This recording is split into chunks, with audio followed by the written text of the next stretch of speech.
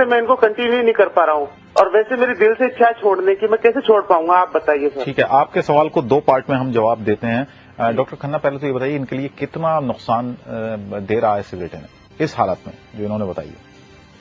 इनका वेट कितना है? वेट कितना है आपका? 82 kg। 82? हाँ जी। जी, 82 kg। एक तो आप अगर आप देखो आपका रिस्क जो है, आप कह रहे हो आपका गॉल ब्लैडर निकल चुका है, आपको हेपेटाइटिस है और आपका वेट 82 kg है, इसके बावजूद अगर आप सिगरेट पी रहे हो तो आपका हेपेटाइटिस बी नहीं है सर, मैं डायबिटिक हूँ।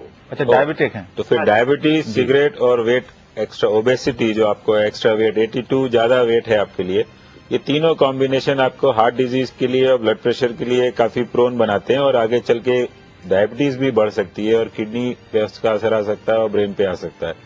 ये तो एक पार्ट है कि आपको क्या नुकसान है, और जो दूसरा पार्ट है फिर कि आप सिगरेट छोड़ना चाहते हो, छोड़ नहीं पा रहे हो। मैं आपसे ये पूछना चाहता हूँ, आप क्यों नहीं छोड़ पा रहे हो?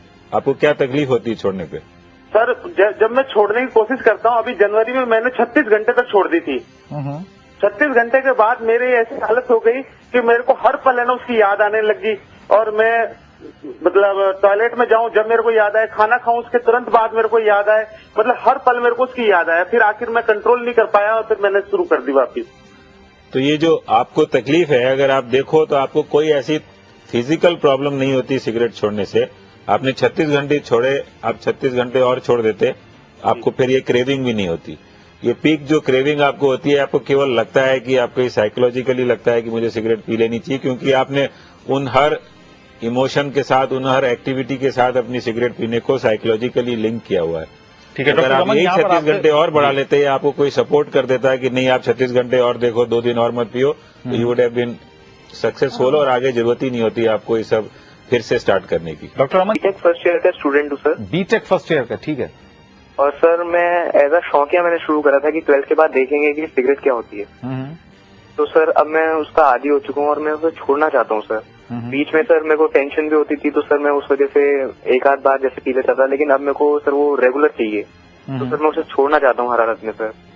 ठीक है डॉक्टर खन्ना, यहाँ पर इन्होंने बताया कि बीटेक फर्स्ट ईयर के स्टूडेंट हैं, उम्र के हिसाब से कितना नुकसान देती है किसी व्यक्ति को सिगरेट? जैसे मैंने पहले भी बताया, अगर आप देखो हार्ट में, जैसे मैं हार्ट स्पेशलिस्ट हूं, अगर यंग एज में सबसे कॉमन कॉज अगर हम पूछें हार्ट अटैक किसको होता है, तो यंग एज में कॉमनेस्ट हार्ट अटैक का कॉज है सिगरेट स्मोकिंग। और ऑलमोस्ट और कोई कारण नहीं होता यंग एज में हार्ट अटैक। कितने सिगरेट पीते हैं आदित्य आप दिन में?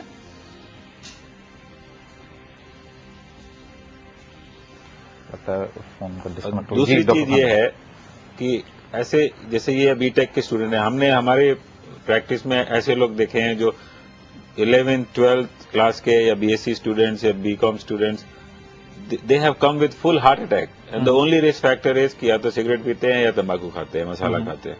और उनकी आप एंजियोग्राफी करके देखो तो कुछ भी करने लायक उसमें नहीं है, ना बाईपास ना एंजियोप्लास्टी, बिकॉज आर्टरीज क्लीन है, वहां क्लॉट बना, लेकिन उनका हार्ट इतना वीक हो गया कि उनकी लाइफ 10 15 20 साल से ज्यादा नहीं चलेगी।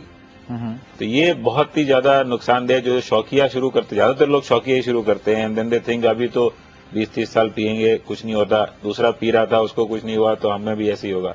ये जेनेटिक होता है।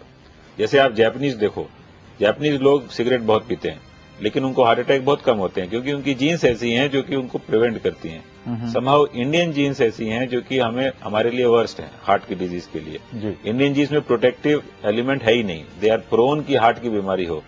तो हम लोगों को एज अ रेस भी ये सिगरेट पीना बहुत ही बुरी चीज है हमारे लिए।